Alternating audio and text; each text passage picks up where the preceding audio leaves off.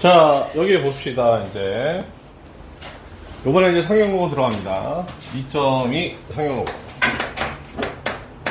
2-.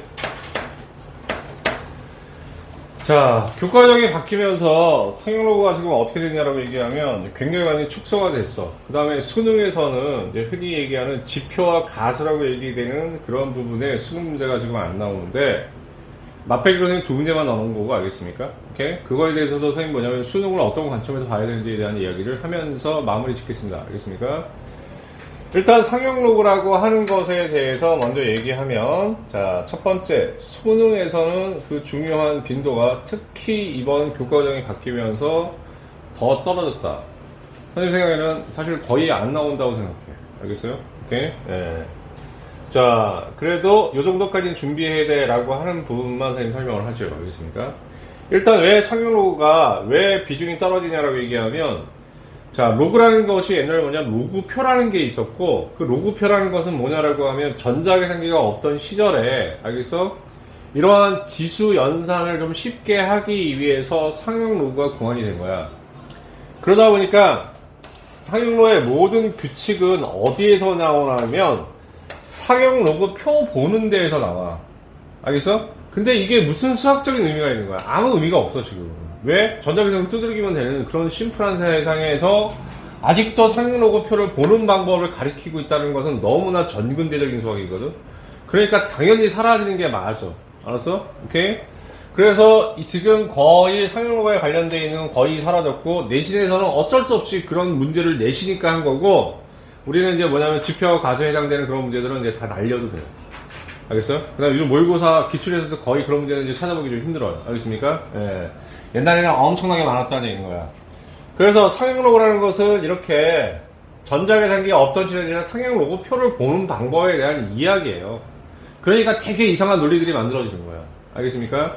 자, 그런데 이것만 기억을 좀 하십시다라는 얘기야. 다른 거 말고 어떤 거냐면, 어쨌든 상용 로고를 쓰는 어떤 포인트는 어떠한 십진법의 수가 있으면, 알겠어? 그 십진법의 수를 a 곱하기 10의 거듭제곱 형태로 표현을 해주는 거야. 오케이? 무슨 소리예요? 이렇게 얘기한다고 하면, 자, 요 정도만 하고 넘어가자는 얘기인 거야.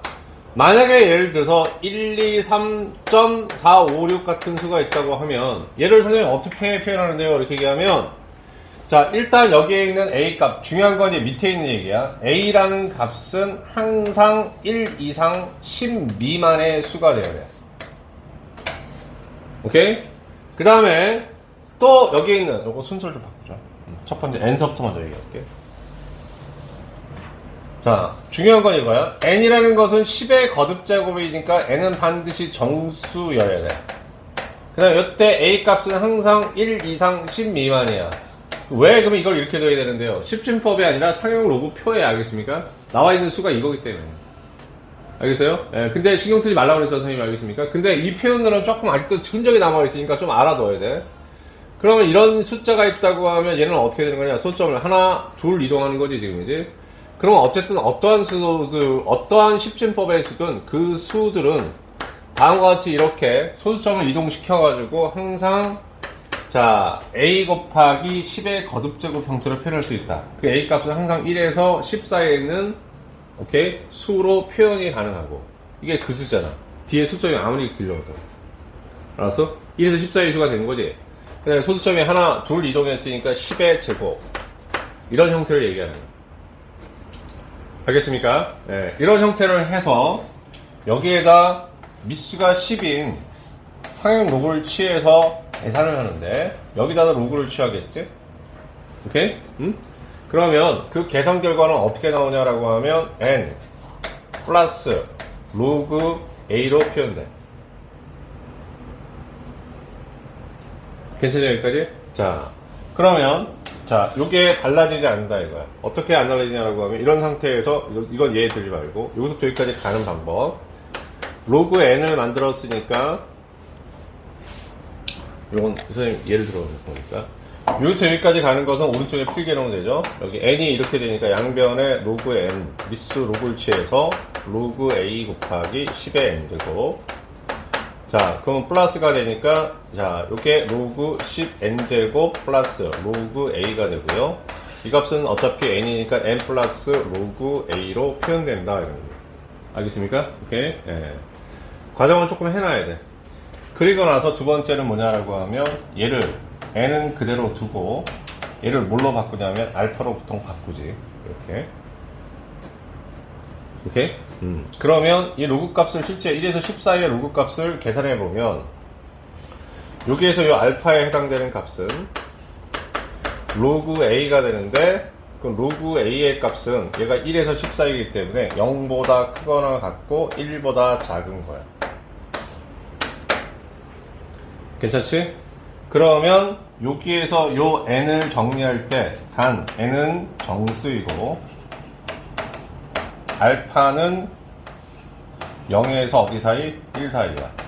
그러니까 2단계에서 20 넘어갈 때 이만큼의 내용이 더 들어가고 여기서부터 여기까지 넘어갈 때 이렇게 정리가 되는 거야. 알겠습니까?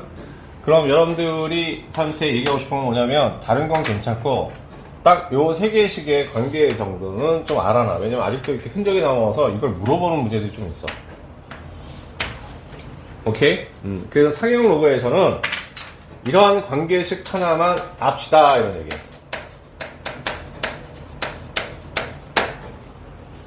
자, 그리고 요 사이에 이러한 증명 내용 같이 집어넣어서 해놔야지 되고 두 번째, 자 문제제에는 아직도 상형로그 그다음에 정수 부분, 소수 부분에 대한 이야기들이 있으니까 알겠습니까? 자, 여기를 보고 흔히 정수 부분, 소수 부분을 얘기합니다. 자, 일단 자 1번 정수 부분. 정수 부분이라는 것은 이게 중요하다고 했습니다.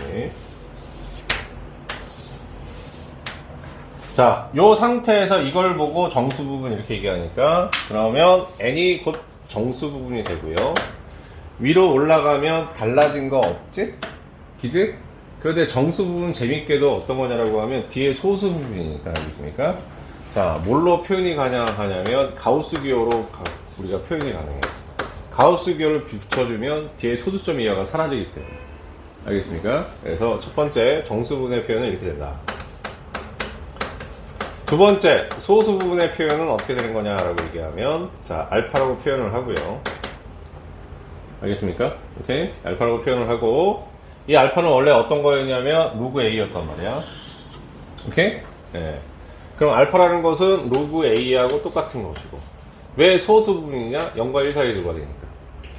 자, 그 다음에 이 소수 부분 또 어떻게 표현하냐라고 얘기하면 정수 부분에서 원래의 수에서 정수 부분을 빼면 되는 거지.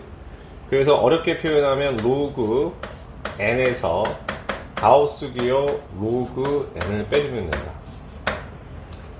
오케이? 자, 뭐 자릿수 물어보고 이런 거 안 나와 이제.